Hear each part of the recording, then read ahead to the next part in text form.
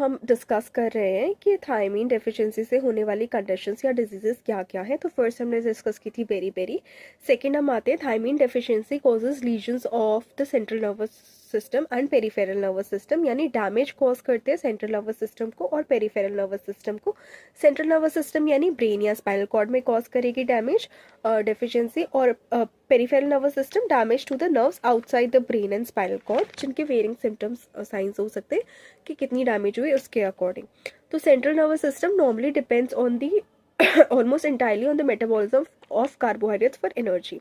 अब जब thiamine deficiency होती है तो utilization of glucose by nervous system may be decreased by 50 to 60% and is replaced by utilization of ketone bodies derived from fat metabolism, क्योंकि carbohydrate metabolism के लिए thymine चाहिए होता है, तो वहाँ पे वो डेफिशिएंसी है, तो कार्बोहाइड्रेट मेटाबॉलिज्म नहीं हो रहा है, इसलिए कहीं से तो एनर्जी चाहिए, तो कीटोन बॉडीज से मिलती है। कीटोन बॉडीज क्या है? Water soluble compounds produce in the liver from fatty acids when the body lacks sufficient glucose for energy. उसके बाद neuronal cells of the central nervous system frequently show chromatolysis and swelling during thiamine deficiency. Chromatolysis मतलब breakdown of Nissl's body, जो कि granular structures है containing rough endoplasmic reticulum and ribosomes within the cell body of neuron following injury to axon, और यहाँ पे deficiency की वजह से हो रहा है। Chromatolysis and swelling during thiamine deficiency changes that are characteristic of neuronal cells with poor nutrition, यानी नर्व सेल्स को न्यूट्रिशन जो है पुअर मिल रहा है। These changes can disrupt communication in many portions of the central nervous system. Message ही नहीं जा पा रहा है सेंट्रल नर्वस सिस्टम से।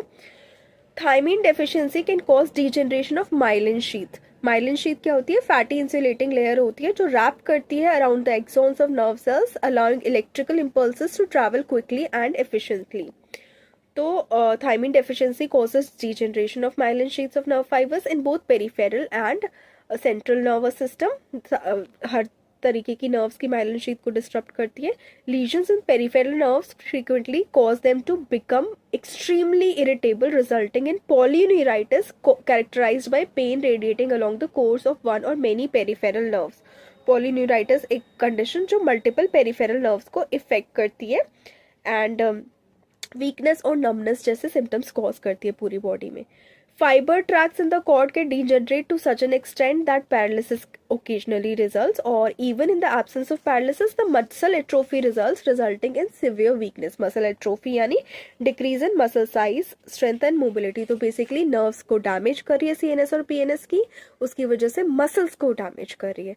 तो ये नेक्स्ट वीडियो